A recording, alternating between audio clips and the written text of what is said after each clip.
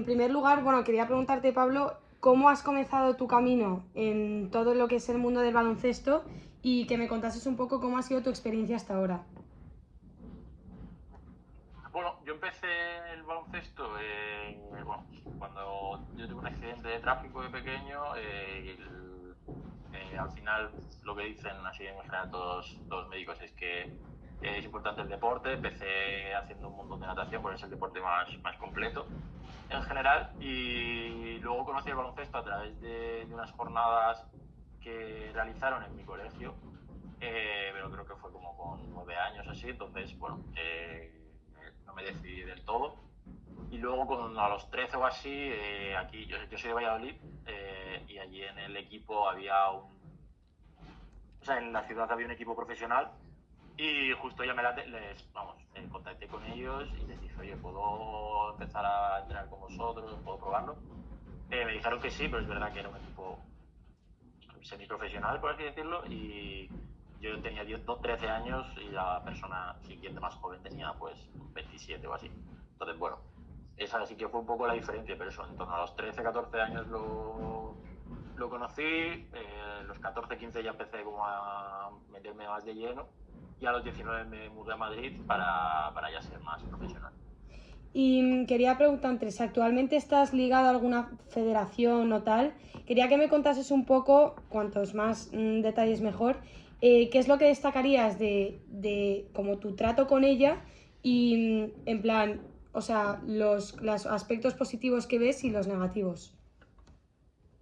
Bueno, yo como tal, ligado a una federación, estoy ligado a la Federación Española de Personas con Discapacidad Física, porque bueno, el baloncesto en silla de ruedas está englobado dentro de esa federación, y son ellos los que tramitan, en este caso, las licencias, y los que en general pues organizan también la liga, por así decirlo, a nivel nacional. Eh, eh, sí es verdad que tengo contacto con ellos porque también estoy en la selección española. Entonces, hablamos con el presidente, hablo con las otras esferas un poco para ver cuál es el camino que va tomando pues la selección o el baloncesto en general en España. Y aspectos positivos, a ver, al final siempre tienes que creo que tener una federación detrás que te da recursos para poder desarrollar, está bien.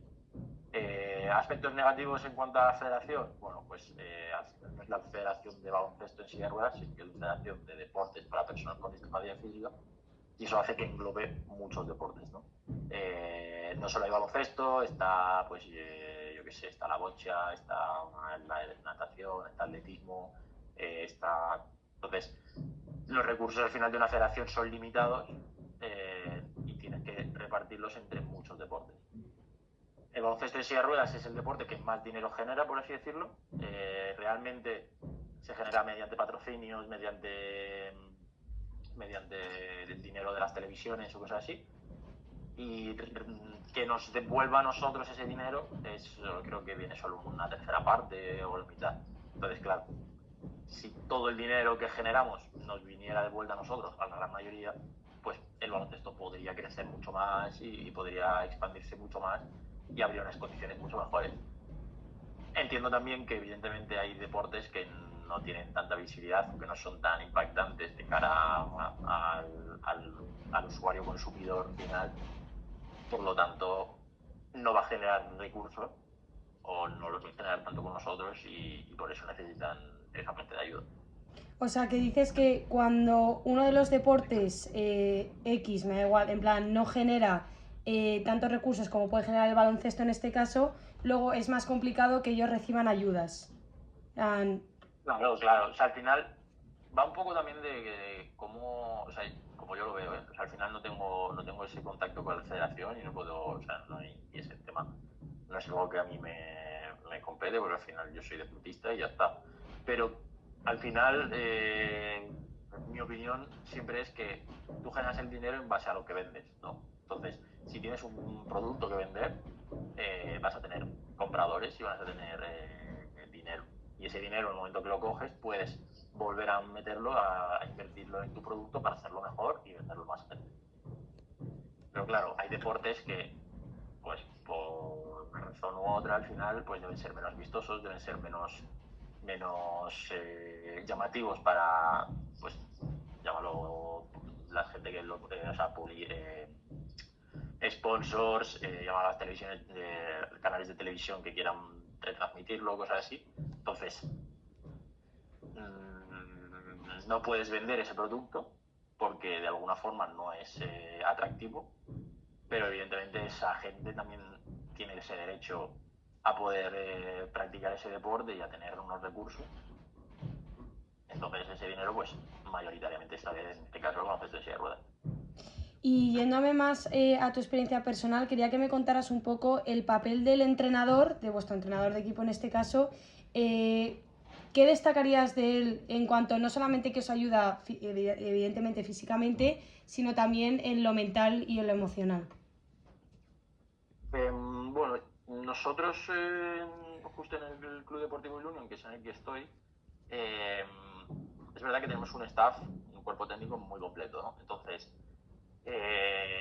tenemos como muy dividido las áreas en que cada persona del cuerpo técnico entra a trabajar. Entonces, en este caso el entrenador es la parte táctica de lo que es el equipo. Y luego en esta parte mental que estás comentando tenemos un psicólogo. Entonces trabajamos esa parte con el psicólogo, que creo que es fundamental, evidentemente. Al final estamos hablando de que estamos en el mejor equipo de Europa y posiblemente del mundo, en el que únicamente vale ganar, en el que se exige todos los días ganar y se exige todos los días rendir a un 100%. Entonces, eso también al final vosotros lo estáis viendo igual en la carrera o en cualquier lado, es complicado. O sea, estar rindiendo todos los días al 100% es complicado. Y más en algunos casos, pues como puede ser el mío, que he estado compaginando deporte con estudios, rendir al 100% en todo es complicado. Entonces, bueno, pues eso al final es trabajo del psicólogo y bueno, en este caso un poco también del entrenador de entender ese punto de vista. Y también quería preguntarte, dentro de tu campo del baloncesto, que me contases un poco cuáles son las competiciones más relevantes a las que te has tenido que enfrentar y también cuál es el proceso que tenéis que hacer para apuntaros a ellas y llegar a competir a ese nivel. Vale, o sea, a nivel interno, o sea, a nivel top, a nivel de élite profesional, está las ligas regionales, que digamos, pues son las ligas de cada país, que están así en top nivel: Alemania, Italia, Francia, España y Turquía, mayoritariamente, Inglaterra también.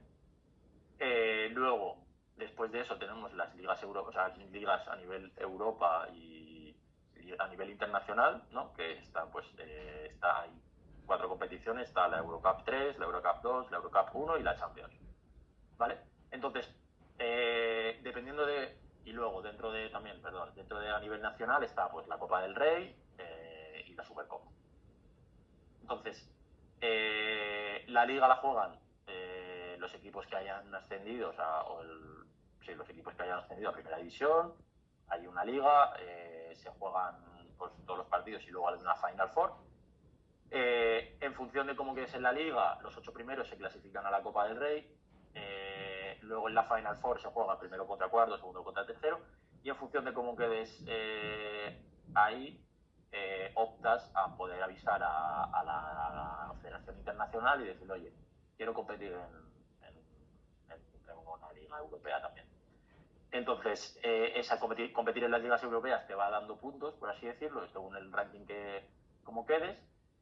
Y según cómo vayan siendo tus históricos de años anteriores y demás, puedes ir subiendo de rango en esas ligas europeas. Y luego la Supercopa creo que es el campeón de la Copa del Rey contra el campeón de la Liga, pero no recuerdo exactamente.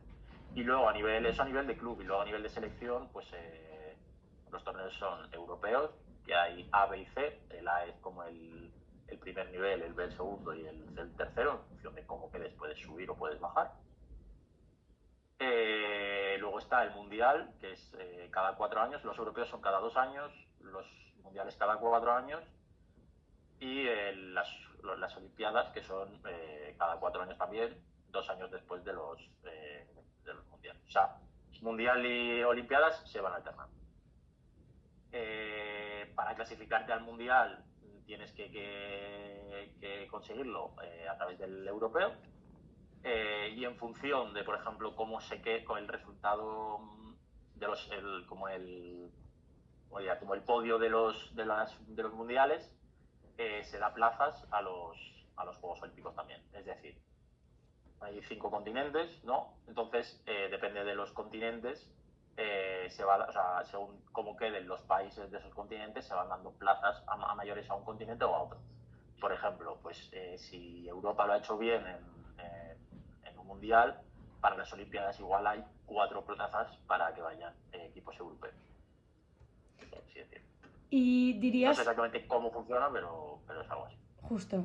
¿Y dirías que el calendario de las competiciones lo calificarías como bueno, o que me digas, pues no, solemos tener demasiadas competiciones a la semana o no solemos estar contentos con X aspecto en cuanto al tema, y entrenamientos también, en cuanto al tema de entrenamientos?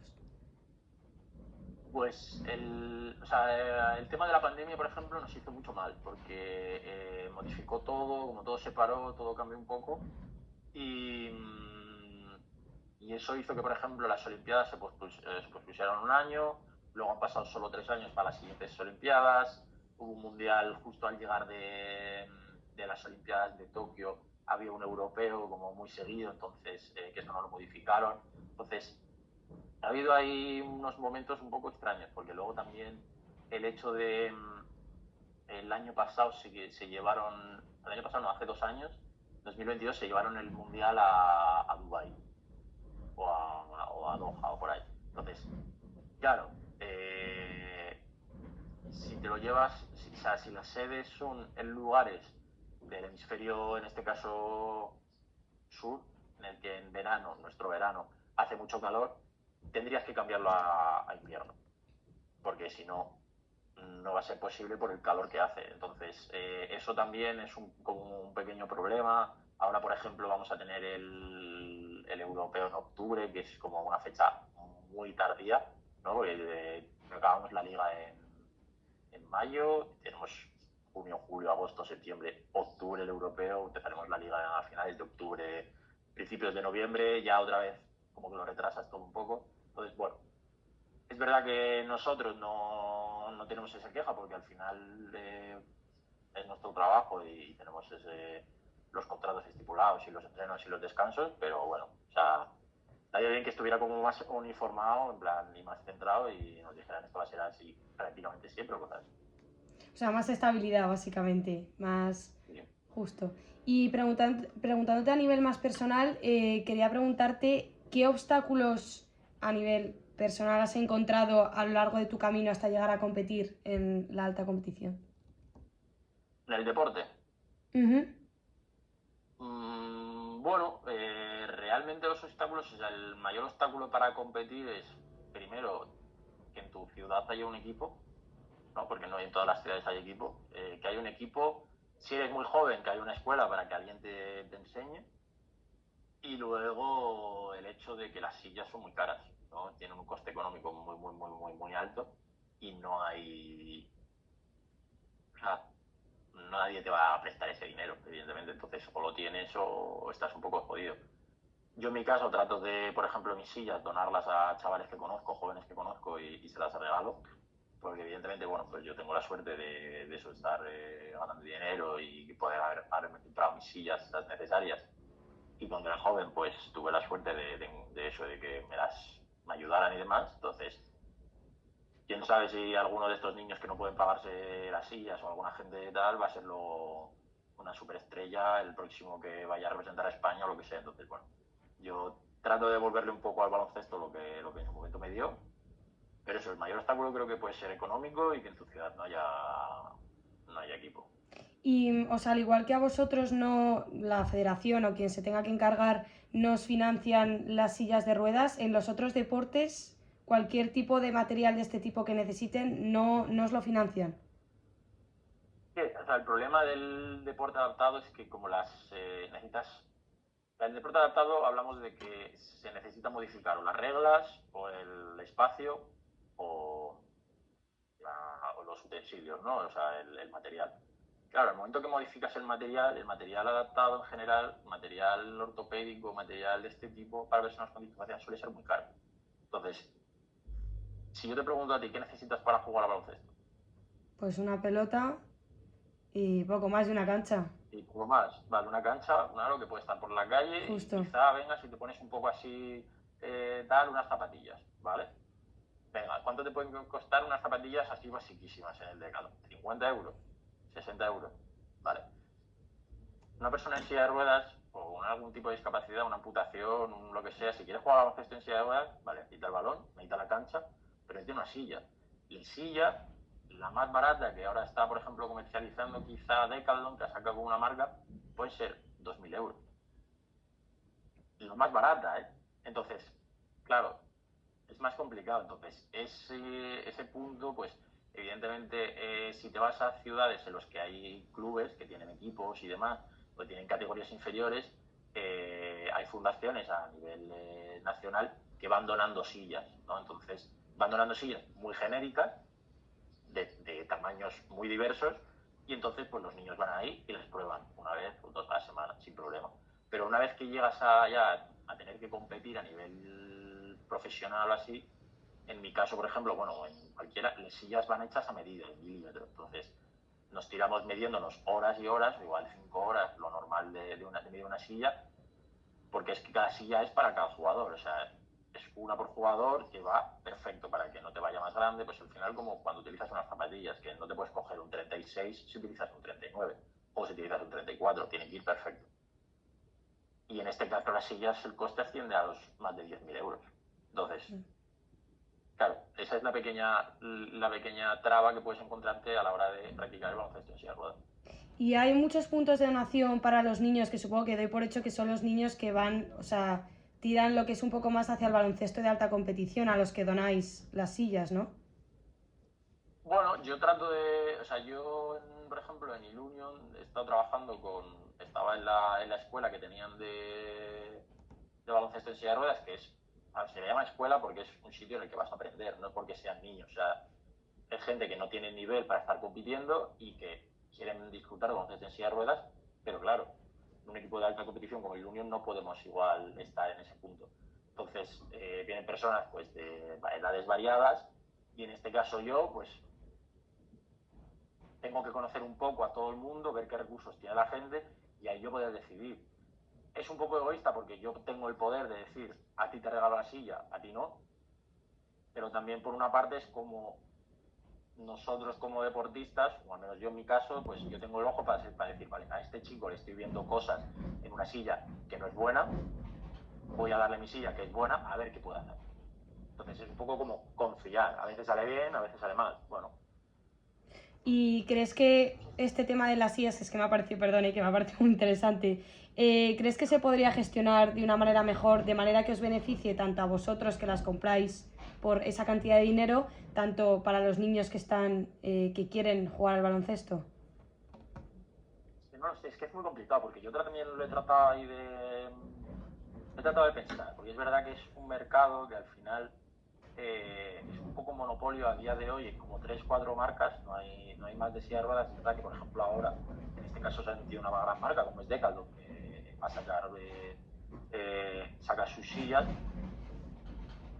pero es complicado porque volvemos a lo mismo, al ser todo medido, tiene que pasar por unos puntos en los que tienes que tener personas calificadas para que te midan específicamente, los materiales que se tengan que utilizar. Evidentemente, no sé si habéis visto algún partido de baloncesto en silla de ruedas, No, si no es no. así, os animo a que vengáis a algún partido, pero los golpes que nos damos tienen que ser materiales así un poco más resistentes, porque al final, si ya con los materiales que están hechos se rompen, pues si fueran un poco peores se van a romper más. Entonces, es un mundo que no sé cómo hacerlo, no sabría yo a día de hoy cómo hacerlo. Porque tampoco puedes pedir, por ejemplo, en este caso al Estado que intervenga y trate de dar algún tipo de ayuda, porque no está considerado como una necesidad de primer nivel, por ejemplo, el hacer deporte o cosas así. Entonces, no sé, es muy complicado. Y yéndome O un sea, poco más... a Sí, vosotras, os lo dejo a vosotros que venís ahora a trabajar, pues no sé, pues es que de verdad que me parece súper interesante. Y quería, yéndome un poco más hacia el lado de los medios de comunicación, quería preguntarte cómo crees que se lleva hoy en día lo que es la difusión del deporte para personas discapacitadas, por ejemplo, en este caso lo de las sillas, en plan, ¿crees que se podría hacer dar más visibilidad tanto a este tipo de deporte como a los temas que pasan dentro, como lo que me has contado de las sillas? sí, a ver, al final yo la gente que conozco que ha conocido en este caso, o sea, yo hablo de baloncesto en silla de ruedas, no hablo como del deporte en general porque, ya te digo, hay muchos y pasa un poco con todo. En el momento que le das visibilidad y le das recursos, el deporte evoluciona, como se ha visto, por ejemplo, con el deporte femenino, ¿no? Entonces, nosotros al final, pues, somos como el gran escondido, ¿no? El agazapado. Yo con la gente que conozco que viene a ver un partido, al final acaban alucinando y flipando, ¿no? Quiero decir, porque es un deporte muy vistoso, es muy dinámico, al final es baloncesto, ¿vale? Hay incluso un poco más de contacto, puede haber incluso más, pues los partidos más reñidos quizá, o quizá no, o sea, un poco depende de todo, ¿no? Entonces ahora estamos como trabajando bastante con, en este caso, con la federación, eh, mandándoles a los medios de comunicación y vendiéndoles el producto, es lo que te he dicho, o sea, al final tienes que tener un producto que vender y a día de hoy se está trabajando bien. El problema, que de aquí hace 10 o 15 años atrás, a las personas con discapacidad se nos vendía como pobrecitos, en plan, se vendía el producto como para dar pena, ¿no? En plan, de no, pobrecitos, es que tienen que comer o es que tienen que moverse, tienen que relacionarse. En el momento que eso ha cambiado, en el momento que tú estás vendiendo el baloncesto en silla de ruedas, en primera división, como un deporte profesional, en el que todos nosotros tenemos contrato, en el que todos nosotros viajamos, hacemos miles de horas de entrenamiento cada semana, en el momento que tú eso lo vendes y lo vendes así, pues hay gente que va a querer comprar ese producto y va a querer consumirlo. Pero al final, bueno, cada uno tenemos nuestras historias, que eso se puede vender como más o menos, tema de superación, bueno, cada uno, pero al final lo que quieres es ver atletas compitiendo, como quieres ver en el fútbol o en el baloncesto. Entonces, en ese aspecto, por ejemplo, Nike está dando pasos agigantados, tiene un montón de gente, de atletas paralímpicos que los tiene firmados y está dándoles mucha visibilidad. Y es que es una, o sea, al final, creo que hice un estudio en la universidad porque tuve que hacer un trabajo y, quiero decir, creo que hay como un 20% de la población europea que tiene algún tipo de discapacidad. Es mucha gente. Entonces, es una realidad con la que se vive a día de hoy y ya no, creo que poco a poco se está perdiendo esa mentalidad de pobrecito, de lástima y de complejos. Entonces, bueno, pues se puede hacer más, sí, pero creo que vamos en el buen camino. Bueno, pues muchísimas gracias, Pablo. Ya estaría, ya puedes dejar de grabar.